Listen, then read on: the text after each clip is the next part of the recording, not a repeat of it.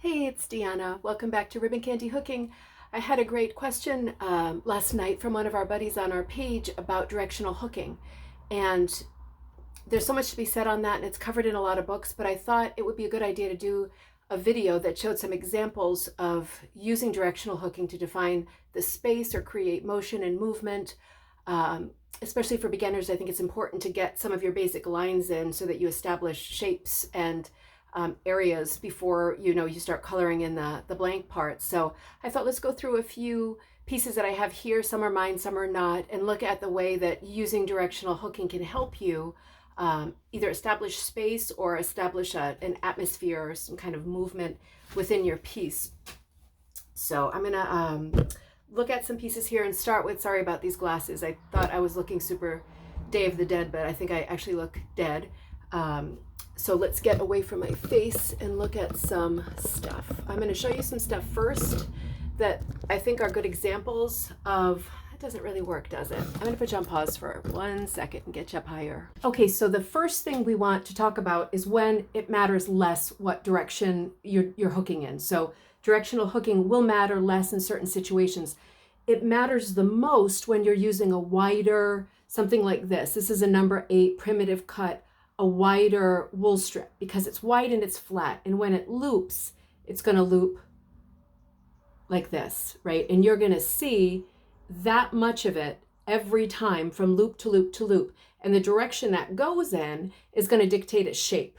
And if that's not intentional, that's fine. But if you want it to be intentional, you need to be aware of the way your lines are falling and be conscious and deliberate about how you hook those lines. So let's look at some things that it doesn't matter what you're doing with direction, particularly yarn. So I hook a lot with yarns called New England style hooking or Nantucket style hooking, like the Claire Murray stuff. This is yarn. I've got some really thicker ones here. Get this even closer. And some thinner yarns here, like this is like maybe worsted to bulky, and this is more like a super bulky. But with yarn, it is just like a cylinder of fabric, textile material, and it doesn't really have a flat top that dictates a line. It's a round top. So I'm getting dot, dot, dot, dot, dot, dot, dot all over my yarn piece. Same with this one. I'm putting this into a clock face. It's a little angel princess, and I haven't done the face yet. But dot, dot, dot, dot, dot, dot, dot. Lots of small, you're seeing the lots of small tops of the yarn that I've used to hook. So in these cases, direction isn't going to matter. We're looking at like a pointillist kind of constellation of dots. So with your yarn, don't be thinking or worrying about directional hooking. It's not a thing. So let's look at some incredible work by this woman called, I think her name was Jean Cook. I bought a ton of her stuff when she passed away. May she rest in peace. She was an unbelievable artist. This is some of her work here. This is something that she'd started. You can see the leaf border. There's a kind of a knot here, an interlocking knot. She, like a lot of traditional rug hookers, hook in like a number 3, which is a super, super, super narrow, almost like a, let me see if I have one on the floor. Something like this. This is a shred of one on the floor. Number 3 looks like that. I mean, it's almost like a yarn or a thread. You don't get a lot of lines showing up. I can see a little bit of directional hooking here. It's very hard to see. What I'm seeing with someone who hooks this beautifully, but this small, is a lot more dot, dot, dot, dot, dot, dot, dot. When you hook with a smaller cut, like a 3 or a 4, you need to be more concerned about shading than directional hooking, because she's done some lovely outlining on her cabbage roses. But the thing about these kinds of rugs, these traditional rugs, are the shading. So you can see in this leaf how glorious this is. This will be a swatch set. She did a lot of swatch sets, going from the darker to the lighter. You can see within a flower the shading from darker to lighter. That is how you create interest when you're working this small and this small of a cut. But when you're working with this small of a cut, I can't imagine, either I'm not good enough, because I rarely work this small, but I would not be thinking about directional hooking with this, with 3 or 4 kind of a cut. She did her outlining, you can see, to get the next parts done, but she is going to fill them in as densely as she's filled this in, and it's going to be full of color and shading. Here's another one of hers. She's done the border on this one. I have a ton of these. Yeah, she's done the border on this one. But again, it's a lot of very small work. There's a little bit of line hooking in here. This is not a 3. This looks to me like a 4 or 5 right here. So she's mixed it up with sizes, but this is bordering on directional, giving this leaf a kind of like cylinder kind of feel, like a straw, like row after row after row coming in. But she's not doing a lot of that with this cut. I also just want to show you as a side note, if you're a beginner, it's always interesting, whether you're a beginner or not, to see the way material comes out, because this nice little plaid, this little kind of pistachio colored plaid is this. It comes out like that, kind of shreddy reds and blues and a few blacks in there. I think that's so interesting. Not what we're talking about. But let's come up to her border, and you can see here, maybe you can, it's dark. She's still used, this looks like a 4 to me. She's used just straight directions. I'm not saying that this is particularly directional work. She's just filling in the border, but she's done it straight across, and it looks very, very neat. When you're doing a bar or something like this, the frame on the bar, this is kind of like a sort of Asian motif, the not Greek key, but this sort of interlocking right-angled job. You want to do that in straight lines. If you got it going all willy-nilly, that's going to take away from the strength of this kind of heavy bar graphic border. So again, this is another time when maybe it matters a little bit less what direction you're working in. So let's look at some of the pieces I've done lately for our group. And I've done directional stitching, directional hooking on those. It matters more because I'm often doing a number 8, and it's very wide, and you see the way that the rows are lining up. Let's do that right now. Get rid of these beauties and look at my stuff, which is not as beautiful as that, that's for sure. So let's look at zinnias. This is that seed packet one I released a while ago, and I know some of you are working on it now. So this is, when you would decide about directional hooking, you need to make your own decisions about how you want it to look. I wanted the center of these zinnias to be like a nest, a mess of color. So I'm going, my directions are zigzag, zigzag, loop, loop, loop, loop, loop, round doodle squiggles, keeping it round, right through all 3 of these flowers. But when I got to the edges, I wanted the edges of the seed packet to be very, very straight. So I went in real straight lines on the seed packet. And on this border, the black border, I did straight around and then straight across, really right angles to keep it neat and clean. When I started working on these leaves, you can see I did the bottom line, one big piece, one big line, this piece, and then I kind of filled it in the top parts to fit what was above it. The hard part with this pattern, if you remember from the other video, is doing these diagonals. That's tricky because this is perfectly squared on this piece of rug backing. It's rug warp. When you do diagonals, it's always going to be tricky. So that was challenging. But I've got the diagonals going. That's what I wanted for this deco look. And so I gave this directional hooking a real intentional diagonal right down, right across. And that's the way that I wanted this design to have, this rigid sort of framework of diagonal, very straight lines, very bold, and having inside to contrast these big fat flowers with a mess of squiggly, mad, not sort of formulaic hooking, just amoeba type hooking. So this one is a mix of being very careful with directional lines and intentionally not being careful. This one was I think this was the Easter one. I haven't blocked this one yet. This is on linen. What's better for you? That's better for you. So this one, I've got a straight line going around to define my space. I put directional lines following the line of the hat, all around the hat. I kind of filled those in to give it the idea that it was straw and had different colors and striations inside of it. And then I made a deliberate decision about this border, giving it wavy lines, but you have to keep it the same all the way around or you lose the effect and it becomes a mess. The border is wavy, scallopy all the way around.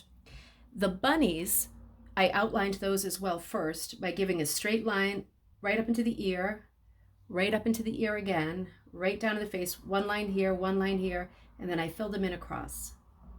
All of them are the same. You see one row here, down the belly and into the leg, down the ears into the head, down the back, and then I fill them in like this. I'm trying to give them length and give their bodies definition.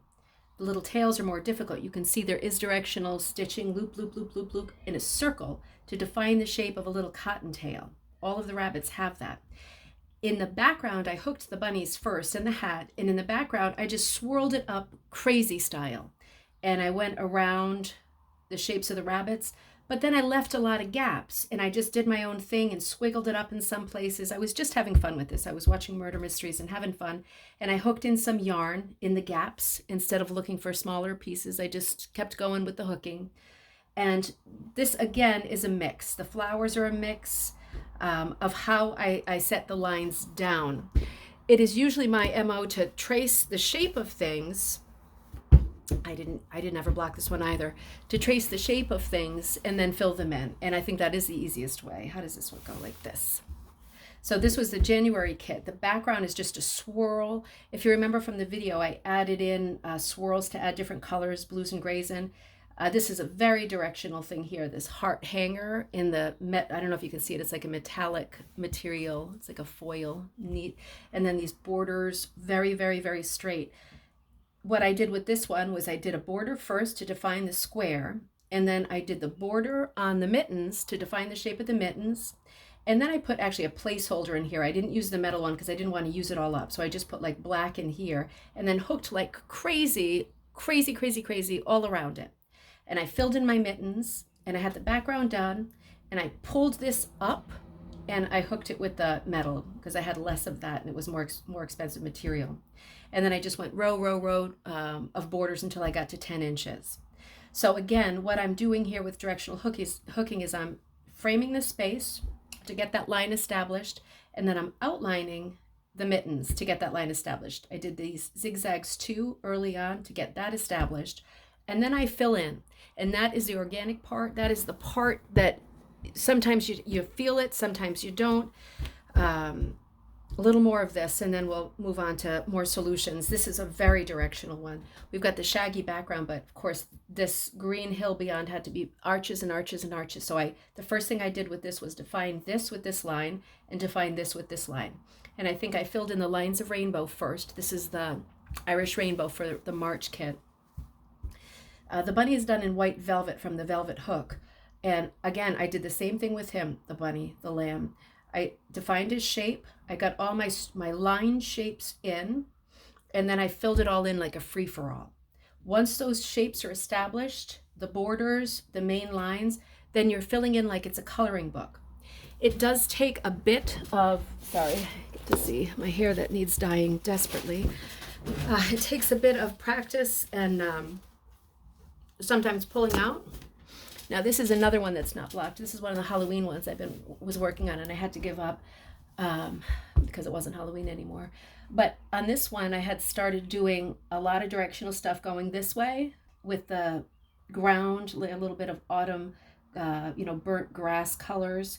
And I did the tree, and I had this line going real strong over here. The birch, I haven't finished that part yet, and the birch coming up here. But then to counter that, I felt like I had started a lot of horizontals. To counter that, I had this sort of color changing purple to gray that I did in all verticals, top to bottom. This is like a pumpkin sprite jumping out of the tree. I'm going to finish this soon because I love this one. But I did this background all in verticals to sort of counter the very horizontal stuff that I had, this bar going right across the center and this going right across here. Now somebody else might have the exact same pattern and want to do the sky differently, not in vertical. They might want to do it around the shape of the pumpkin sprite and just around, kind of concentric circles and rings going around all the way to the edge. Classic primitive hooking, right? When you have something in the center and you just do ring around ring until you get to your border. You could easily do that too. But I had this very landscapey ground, and then I had a lot of busyness up here in the trees, and I wanted something different in the middle, and it was just a choice thing. And I liked the way it worked out. But if I hadn't, I would have ripped it out and just started again. What you know pretty quickly when you get into something if it's driving you crazy or if it's working. And what might drive you crazy might work for someone else. So this is another Halloween one. I haven't been working on it all. It's a series of faces and they each have different costumes. This is a mummy. This is a vampire. I gotta punch the lines again. But you can see what I'm doing here to start is just outlining the bust of each one. So I have the background. A lot of people like to work center out with their hooking, but when this is on the frame, it doesn't make any difference to me personally if I work center out. I like to outline my parts, define spaces, and then dig in. It's a choice thing, and it has to be your choice. With all of these guys, I'm outlining first, and then I'll fill in faces and details later. And this is the last one. This is the one I was working on with the silk ties I dyed. I got all of this, except for the pink outlining, is done with the colors I got from dyeing those silk ties. Again, very directional. You can see what I've done here. I drew this, what looked to me like an old Vogue cover or something. I have this little cat. It's like a Staffordshire type cat, very stylized. So I had her putting him down on the table with what is going to be this vase of flowers. And I outlined it in pink because I thought it was unexpected. I first was going to do black, and then I thought, no, let's do something different. And I loved all of these materials I did with dyeing the silk neckties, and I wanted to put them together in what looked like an old-time Vogue cover. So this is the design I drew. This is going to be the curtain coming all the way down here, but you can see with these oranges, I'm creating movement with directional hooking. I'm sweeping it this way.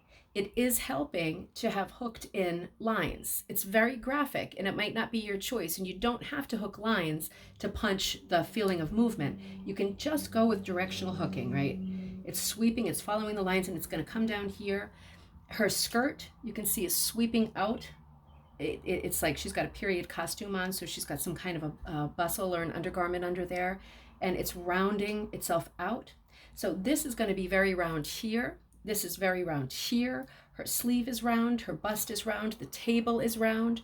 And so to counter that, I created an off-center, very unrealistic window pane in black. That's going to help counter the roundness. And even more helpful, I think, is the vertical wallpaper. So getting this directional stitching all down, different colors, but still a pattern, that is really going to help me create interest with this piece because I've got a lot of rounded directional stitching countered by what's anchoring it, which is just the up and down. It sounds confusing, and I hope I'm not being super confusing. But I will say, gosh, what a mess. I will say when you are doing directional hooking, there are some choices to be made. But I think if you're a beginner, the best thing to do is to frame your frame and frame the shape you're about to work on. So to define the areas you're about to work on by stitching around them and deciding then if you want to do something with concentric type circles, rings around, typical primitive hooking, or if you want to do something that's more landscape versus vertical, or if you want a mix of those things. These are things to think about first before you just dig in. When you take out a pattern, don't just first think, what color is this? Let me fill in this color. If you want it to be one step above, if you want to challenge yourself as a beginner, then start defining your shape and thinking, well, I could do this up and down, but I could also do it side to side or diagonal, or I could do it like a mishmash, a big curly mess with swirls and patterning inside of it. Which one of those things do I choose? If you're a beginner, choose the simplest one, the one that looks easiest to you, because you don't want to frustrate yourself and put yourself off the hobby altogether. But do make a decision. Don't go along with whatever is your first thought. Make a decision, because you can decide to do something different with any pattern. And the way that I hook these patterns would be different than the way you hook these patterns. So that's what makes them each special. And that's why it's so interesting to look at the same pattern hooked by multiple people, because everybody will hook differently. It's hard to explain directional hooking without telling you how to do it. And that's what I don't want to do. I'm telling you what I do with defining shapes and then making a decision as soon as I've defined the shape about how I want the directions to go in the shape and around the shape. It sounds so abstract. But once you get going, I think you will understand this. It is a simple thing, and it becomes an instinctive thing so quickly. So the sentiment I'm going to leave you with is that if you have questions about directional hooking and you're a beginner and you want another opinion, mine might not be the right opinion, but you are very welcome to. And I would love it if you sent me pictures of your drawings or your patterns that you're about to hook, so I could send them back to you on my phone with arrows saying, this is what I would do, or this would either be the easiest thing to do, or this would be what I would do, to give you some choices that you might not think of. I'm always happy to do that. And I spend a couple of hours every day on the phone or the computer with our group, talking to people and going through little problems and stuff and keeping each other going. And I love doing that. So if you just want a leg up with, this is frustrating me, it doesn't look right, everything is difficult about it, every time I start hooking it, it's a problem, I would say to you, send me a photo of it. Let's make sure, first of all, that the pattern is perfectly squared on your cloth, because that'll get you right away if it's a little bit off. And if it is a perfectly square pattern and there's nothing technically wrong with it, I can give you some ideas really quickly. And it is no problem to help out with that. I'm happy to do that, about what would be a good next course of action with your directional hooking. It's tricky. And again, it becomes instinctive. So you can look forward to that part. It's like exercise, right? People say once you start running, it gets easier and easier. And yeah, that's not true. That's not true. So that was a really bad example. I'm getting bigger and bigger as the days go by, but that's a different problem.